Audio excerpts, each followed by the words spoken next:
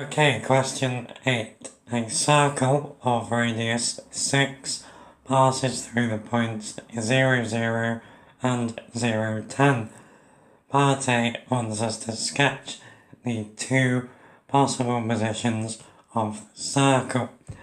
So, no tricks here really, that's just gonna look something like that. Okay, now part B wants us to find the equations of the two circles. So I'm going to do this question two ways. I think it's a good question to demonstrate that there are alternate approaches. Right, so method 1. Remember that a circle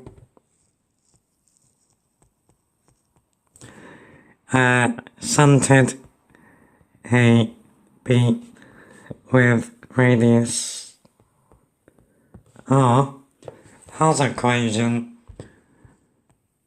x minus a squared add y minus b squared is equal to r squared. Now we know 2 points that lie on these circles. So let's call 0, 0, let's call that point A, and then let's call 0, 10, and let's call this point B. So, at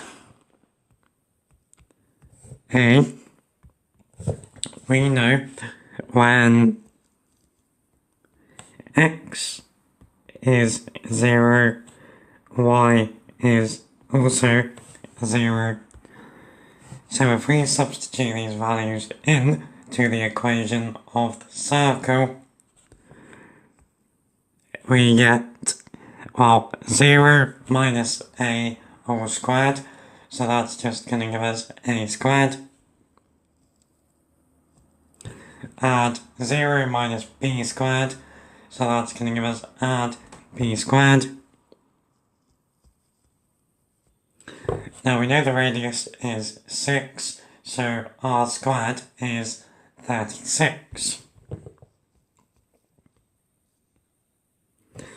So what that has given us is an equation in terms of a and b.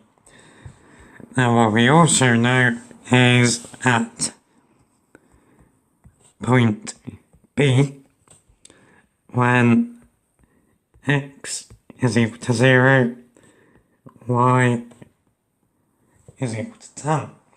So, if we substitute those into the equation, we get a squared add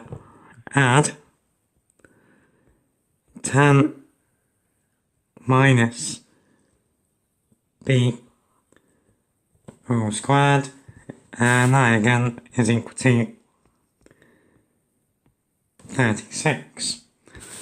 Now, these equations are simultaneous, so let's call this guy equation 1 and this guy equation 2. Now we can actually eliminate the a squareds by subtracting one equation from the other. So I'm going to do equation 2 minus equation 1. So we're going to get a squared minus a squared, which cancels out. We're going to get 10 minus b all squared minus the b squared in equation 1. And then on the right we got 36 minus 36, so that's 0. Now at this point we could expand the brackets, or it's going to be nicer if we spot that we can add b squared to both sides. So we get 10 minus b all squared is equal to b squared. Now we can square root on both sides. So we get 10 minus b is equal to b. And then add the b. 10 is 2b. So then 5 is equal to b.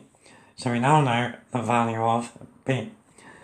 Now to find the value of a, we're going to substitute that into either equation 1 or 2. So I'm going to go for equation 1, which says that a squared plus b squared is equal to 36. So when b is equal to 5, we get a squared add 25 is equal to 36. So a squared is equal to 11. So a is plus or minus root 11. So we now know the values of a and b. So the equation of the blue circle, well, that has a negative x coordinate. So the blue circle is going to be x plus root 11 squared add y minus 5 squared equals 36. And then the red circle is going to have equation x minus root 11 squared add y minus 5 squared equals 36. So there are our two equations one way. Let's have a look at another method. Okay, so method number 2 is a little bit more geometric. So we can find the midpoint between 0, 0 and 0, 10. That midpoint is going to be, say, about there, and that's going to have coordinates 0, 5.